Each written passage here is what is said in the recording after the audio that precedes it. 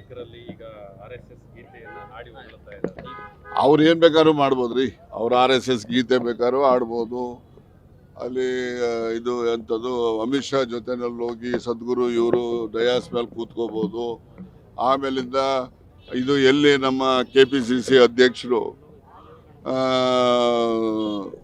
ಯಾವುದು ಪ್ರಯಾಗ್ರಾಜ್ದಲ್ಲಿ ಹೋಗ್ಬಿಟ್ಟು ನಾವು ಅಲ್ಲಿ ಪುಣ್ಯ ಸ್ನಾನ ಮಾಡಿಬಿಟ್ರೆ ಬಡವ್ರ ಹೊಟ್ಟೆ ತುಂಬುತ್ತಾ ಅಂತ ಹೇಳಿದ್ರು.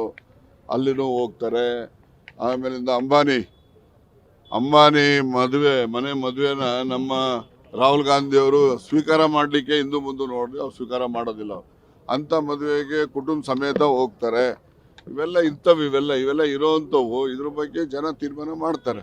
ತಾವು ಮಾತಾಡಿದ್ರೆ ಹೌದು, ನಾವು ಯಾರು ಮೀಟಿಂಗ್ ಕರೆಯಂಗಿಲ್ಲ. MLAಗಳದ್ದು ಮಂತ್ರಿಗಳದ್ದು ನಾವು ಮೀಟಿಂಗ್ ಕರೆಯಂಗಿಲ್ಲ. ಬೇರೆಯವರೆಲ್ಲ ಕರಿಬೋದು, ಮಾತಾಡ್ಬೋದು, ಮಟ್ಬೋದು. ಇವೆಲ್ಲ ಇವೆಲ್ಲ ಇರಲಿ. ಇವೆಲ್ಲ ಸೂಕ್ತ ಸಮಯದಲ್ಲಿ ಸೂಕ್ತ ಉತ್ತರ ನೀಡಲಾಗುವುದು.